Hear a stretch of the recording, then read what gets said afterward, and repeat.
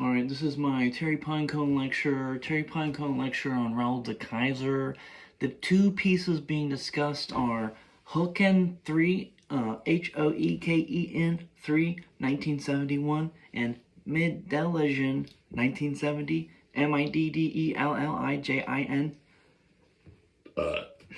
To begin, I'm going to give a brief explanation as to how I think about these two images in particular, and do no research about Raoul's private expressions or explanations of them, or anybody else's for that matter. One of the paintings is a diagrammatic painting of a part of a playing field. The other seems to be a painting of a part of a photo of the same playing field. So part of what you're doing when you're making a painting is thinking about an event in nature that you either saw in person or met a photo of, and then what you do is inevitably process how the weight of reality's good construction meshes with or doesn't mesh with the way that you make a painting. So I do feel that there is some inevitability with how you make choices. If I'm painting a pothole in the road or a gully in the garden and I see this phenomena in nature, am I going to build the earth around the would-be pool and then literally fill the pool in by painting it blue or whatever the earth color around that pool that I just built? Or do I make choices as a reworker and a reimaginer of phenomena to say, no, I'm going to paint the whole picture blue and then I'm going to make the earth around that thing?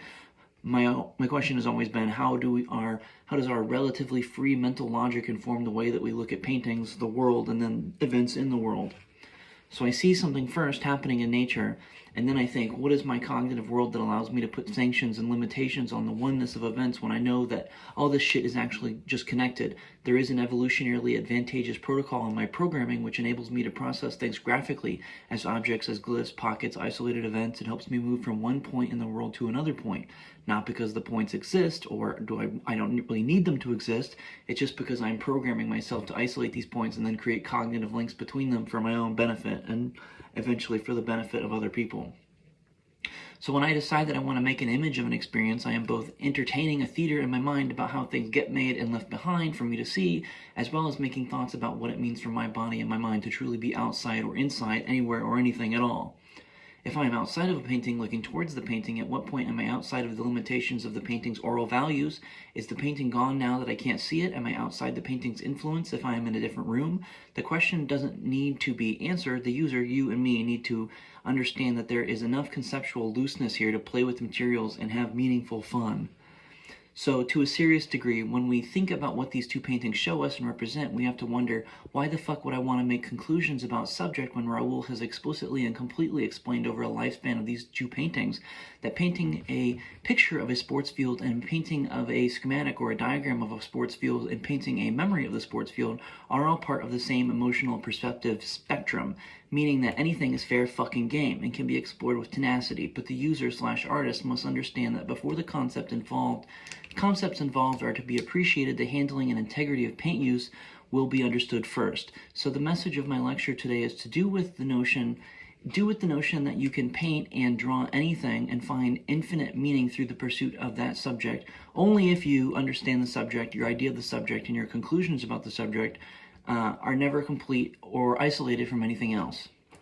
If you fully understand what I'm talking about, it should free you up almost completely to stop thinking so hard about the messages of images and begin to process things more poetically, and then trust that your hand will take care of a good chunk of the attitudes involved in painting.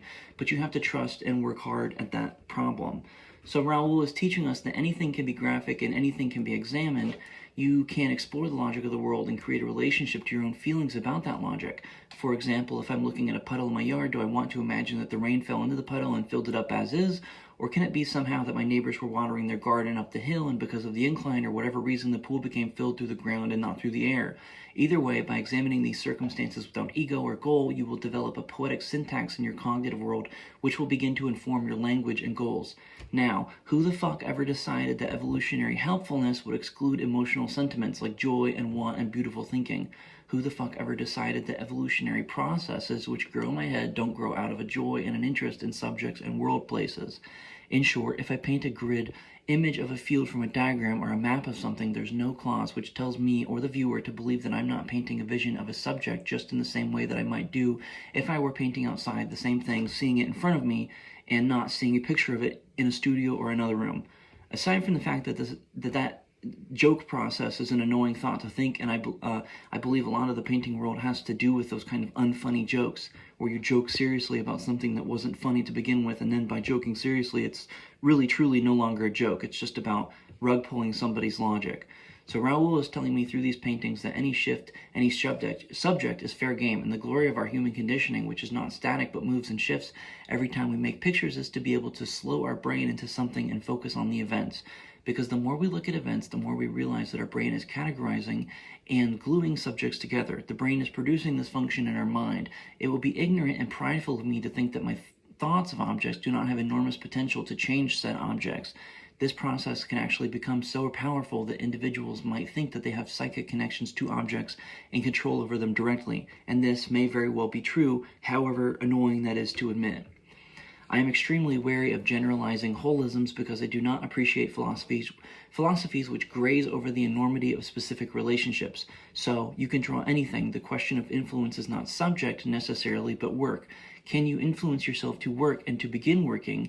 Can you influence yourself to trust that the cognitive processes in your mind which select and store meaningful experiences are constantly hacking each other and modifying themselves to fit current narratives and current conditions? Dkeyser's two paintings are representative of what I see as an interest in proximities. The worked overness of one painting interacts with the looseness and indiscriminate laziness of the other, in the same way that the wideness or infinitude of some world events or places seem to contextualize other events which are directly and immediately horrifying or joyful. If I am painting, I have a choice to make. I can choose to focus my energy into a penultimate experience of painting, which will be totally done and hung up in a nice place, or I can also fuck around, and by fucking around, begin to realize that my emotional constitution for engaging the fucked up, lazy paintings thought is just actually made up. It's just a sticker on a concept that people trade around to help each other understand which particular generality they're about to be indoctrinated by. But please don't let the justness or the ubiquity of that realization affect you so much that you cannot continue painting and instead look towards philosophy, which is altogether abhorrent and totally meaningless because it engages only in the mind of the world and the mind of my mind and not in the mind of my mind, which is nestled ridiculously within the nastiness of the world. We must learn to balance the ego, which tells us to complete pictures mercilessly. Try to resist the anticipatory institutional orgasm of being seen by peers, culture, and history, because the true freedom of making things is in justifying them to yourself and creating rigorous guidelines by which they become valuable and interesting to you first, and then the world may skim from the top of your intrigue to see their own interests, be they offshoots or unique formulations, all to their own.